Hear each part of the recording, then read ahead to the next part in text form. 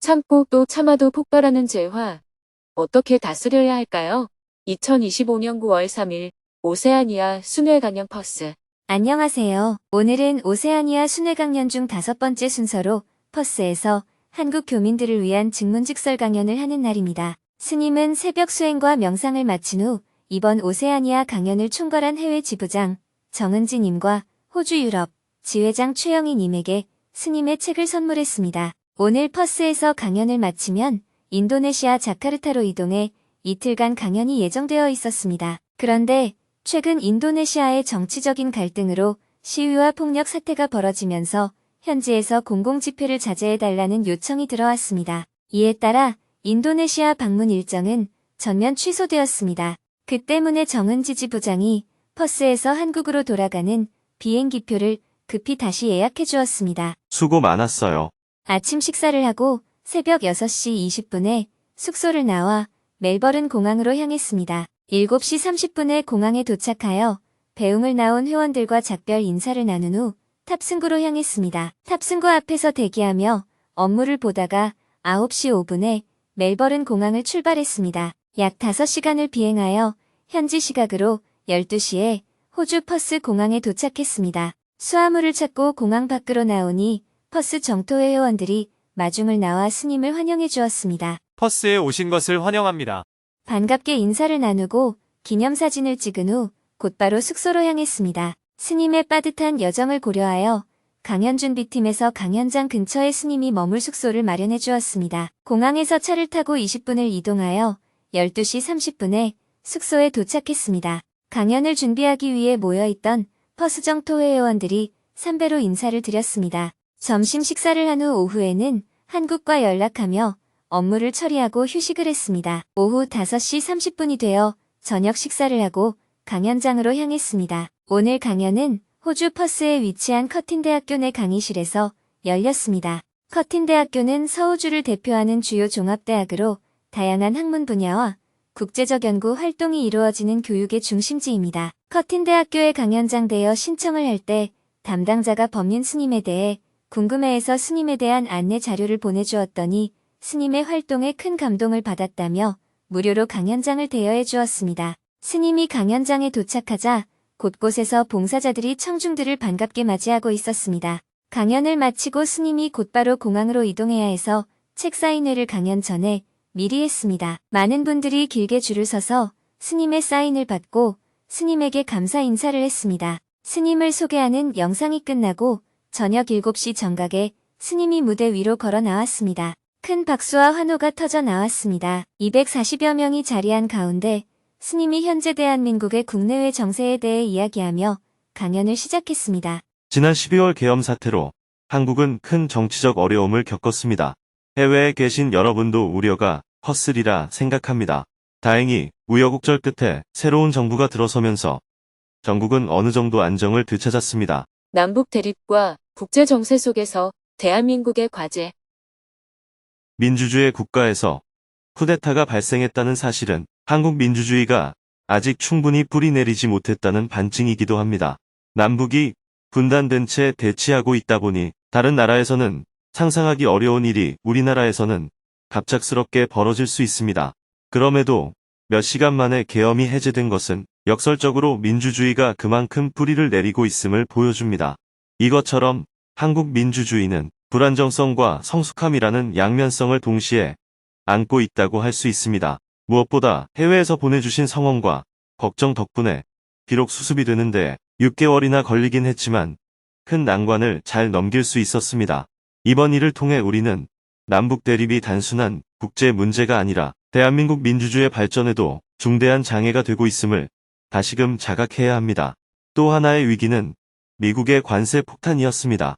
다소 굴욕적으로 보일 수도 있는 대응이었지만 일정 부분 방어에 성공해 큰 위험은 피할 수 있었습니다. 그러나 더 큰 문제는 오늘 중국에서 북중러 3국 정상이 한자리에 모였다는 점입니다. 이에 대응해 한미일 3국의 군사 협력이 강화된다면 한반도는 다시 신냉전의 긴장 국면으로 빠져들 수 있습니다. 매우 우려스러운 상황입니다. 이제 이 문제는 정치인들만의 과제가 아닙니다. 온 국민이 함께 마음을 모아 이 위기를 극복해 나가야 할 때입니다.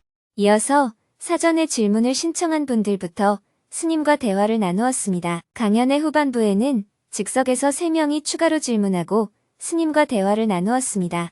2시간 동안 8명이 스님에게 질문을 할 수 있었습니다. 그중 한 명은 아이를 사랑하면서도 자꾸만 터져나오는 화 때문에 괴롭다며 스님에게 조언을 구했습니다. 참고 또 참아도 폭발하는 제 화. 어떻게 다스려야 할까요? 저는 11살 아들과 5살 딸을 키우는 엄마입니다. 아이를 키우다 보면 문득문득 화가 올라오곤 합니다. 유튜브 등에서 배운 방법대로 한두 번은 참고 3번까지 참아보지만 그 이상이 되면 단전 깊은 곳에서부터 솟구쳐 오른 큰 화가 폭발하고 맙니다. 그러면 화를 받는 아이들도 힘들고 저 역시 기분이 안 좋습니다. 한 발 물러서서 보면 사실 아이들이 잘못한 게 아니라 제가 제 감정을 조절하지 못해 생긴 일이라는 생각이 듭니다. 결국 제 목표는 아이들과 제가 몸과 마음 모두 건강하고 행복하게 사는 것입니다. 어떻게 하면 자연스럽게 화를 컨트롤하며 살 수 있을까요? 화가 날 때는 화를 내는 것이 자연스러운 일 아닐까요? 그냥 자연스럽게 화를 내면서 사세요. 오히려 3번, 4번 참기 때문에 폭발력이 커지는 거예요. 참지 말고 화가 날 때마다 자연스럽게 표현하면 아이들이 받는 충격도 훨씬 작습니다. 오늘부터는 화가 나면 자연스럽게 화내도 된다고 생각해 보세요. 참지 말고요. 참는 건 수행이 아니에요. 참으면 스트레스가 쌓이고 한꺼번에 터지면 상대에게 더 큰 충격을 줍니다. 화가 일어나면 지금 화가 일어나는구나 하고 알아차리고 화를 냈으면 내가 화를 냈구나 하고 알아차리는 거예요. 또 화를 냈으면 바로 참회하는 것이 필요합니다. 아이들에게 엄마가 화내서 미안해 라고 가볍게 사과하는 거예요. 화가 너무 크면 사과조차 민망해지지만 가볍게 짜증을 냈을 때는 미안해 라고 하면 아이들도 웃어넘길 수 있어요. 화가 날 때는 억지로 참는 것이 아니라 지금 내가 화가 나는구나 하고 알아차리는 것이 중요합니다. 이렇게 하면 화가 밖으로 안 나갈 때도 있고 설령 나갔다고 해도 곧바로 사과할 수 있어요. 아이들이 엄마는 사과할 거면서 왜 화를 내요? 하면 글쎄 그렇게 되면 얼마나 좋겠니? 하고 가볍게 받아치면 됩니다. 또 우리도 화내도 돼요? 라고 물으면 웃으면서 안 돼 라고 말해주면 돼요.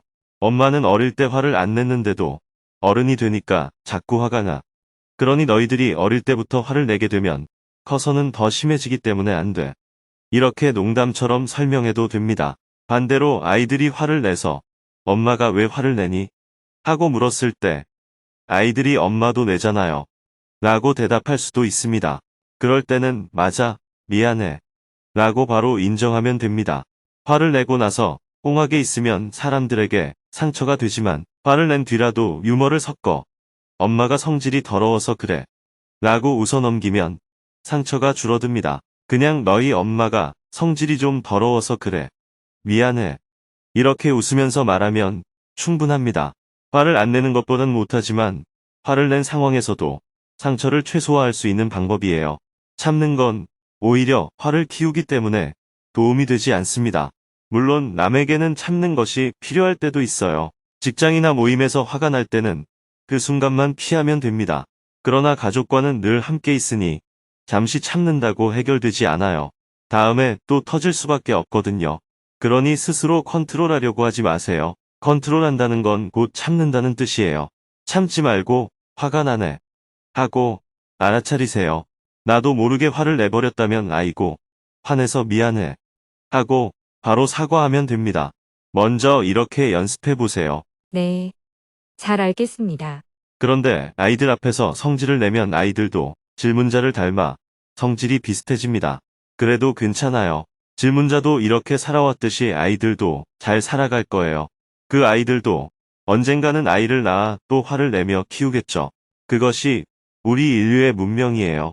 한국 사람들은 부모가 성질이 급하니까 아이들도 자연스럽게 성질이 급해지고 모두 빨리빨리 살아갑니다. 그래도 잘 살아가잖아요. 그러니 긍정적으로 보는 시각도 필요합니다. 화를 안 내는 것보다는 못하지만 화를 좀 낸다고 해서 인생에 큰 문제가 되진 않아요. 안 내면 좋지만 화를 안 내야지 라고 결심만 한다고 해결되진 않습니다. 조금 더 들여다보면 화를 내는 순간은 사실 제정신이 아닌 약간 미쳐있는 상태라는 것을 알 수 있습니다. 그래서 화가 탁 치밀어 오를 때는 아, 내가 지금 미쳤구나 라고 자각해야 합니다. 그런데 우리는 자꾸 합리화를 합니다. 이러니까 화를 안 낼 수가 있나 하고 합리화하기 때문에 잘 안 고쳐집니다. 누구나 화가 날 수 있지만 화가 난 상태는 사실 제정신이 아니라고 자각할 수 있어야 합니다. 엄마가 아이들에게 화내는 모습을 자주 보이면 교육적으로 좋지 않겠지요. 그렇다고 억지로 참을 필요는 없습니다. 참으면 오히려 억압이 되어 나중에 폭발하기 때문에 아이들에게 더 크고 깊은 상처를 줄 수 있습니다. 감사합니다. 잘 알았습니다. 계속해서 질문들이 이어졌습니다. 이민 사회에서는 한국 사람들끼리 정으로 이루어지는 인연이 많은 반면 상처를 받거나 사기를 당하기도 합니다. 이럴 때 어떤 방법으로 갈등을 극복해 나가야 할까요? 우울할 때 남들을 보면 그들도 우울해 보입니다. 이것은 허상일까요? 또 주변 사람들의 감정을 파악하기가 어려운데 상대의 마음을 알 수 있는 방법이 있나요? 인간의 발전을 위해 죄 없는 생명들이 희생되고 있습니다. 어떤 관점을 갖고 환경 위기를 해결해야 할까요? 계획적인 삶을 유지하기가 어렵습니다. 목표를 설정하고 목표를 향해 꾸준히 나아가는 방법이 있을까요? 핸드폰 사용이 잦다 보니 부부 사이에 다툼이 많습니다. 아내가 하고 싶은 것을 못하게 하면 화가 납니다. 저의 잘못인가요? 국민들이 갖고 있는 관념을 깰 수 있는 운동이나 그 역할을 하는 종교 단체가 있을까요? 강연을 끝마칠 무렵 마지막 질문자는 어떻게 하면 남은 인생을 행복하게 살 수 있는지 질문했습니다. 아이들도 독립을 하고 제 남은 인생도 얼마 남지 않은 것 같습니다. 아무리 길어도 30년 정도 더 살까 싶습니다. 어떻게 하면 혼자서도 남은 인생을 행복하게 살 수 있을까요?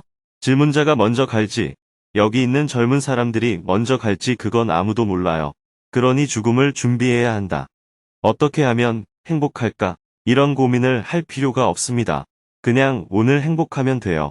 아침에 눈을 뜨면 아이고, 살았네. 이렇게 생각하세요. 오늘 하루만 산다고 생각하고 살아가는 거예요. 그러면 괴로워하면서 시간을 보낼 이유가 없습니다. 내일 아침에 또 눈을 뜨면 아, 오늘도 살았구나 하고 또 하루를 행복하게 살면 돼요. 그러다 1년 뒤에 죽으면 1년 살다 간 것이고 10년을 살면 10년 살다 가는 것이고 30년을 살면 30년 살다 가는 겁니다. 미리 30년을 걱정하지 말고 그저 오늘 하루만 행복하게 살면 돼요. 네, 감사합니다. 모든 질문에 대해 답변을 한 후 스님이 정리 말씀을 해주었습니다. 인생을 행복하게 살려면 지금 여기 내 상태에 깨어 있는 것이 중요합니다. 그러면 괴로워할 일이 없습니다. 여러분이 호주에 올 수 있었던 건 좋은 기회였잖아요. 더 좋은 선택을 해서 호주에 온 거예요. 그러니 불평할 필요가 없습니다. 원하지 않으면 원래 자리로 돌아가면 되니까요. 인생도 마찬가지입니다. 원하는 대로 안 되면 이렇게도 해보고 저렇게도 해보면 됩니다. 그래도 안 되면 돌아갈 때가 있잖아요. 둘이 결혼해서 살다가 안 맞으면 이혼하고 다시 혼자 살면 됩니다. 원래 혼자 잘 살아왔잖아요. 더 잘 살려고 같이 살았는데 안 맞으면 다시 혼자 살면 되는 겁니다. 어려울 것이 없어요. 할 수 있는 데까지 해보고 안 되면 원래대로 돌아가면 됩니다. 인생을 가볍게 살아가는 지혜. 비가 안 오면 땅을 파서 샘을 만들든 저수지를 막든 이것저것 시도해보면 됩니다. 그래도 안 되면 이사 가면 되고요. 하늘만 쳐다보며 비 와라, 비 와라 한다고 해결이 될까요? 아무 도움이 안 됩니다. 비자를 신청했는데 안 나왔다고 울 필요도 없어요. 원래 비자 없이도 한국에서 잘 살았잖아요. 비자가 나오면 더 좋고 안 나오면 없는 대로 살면 됩니다. 더 좋은 것을 추구하다가 안 되는 것은 문제가 될 게 없어요.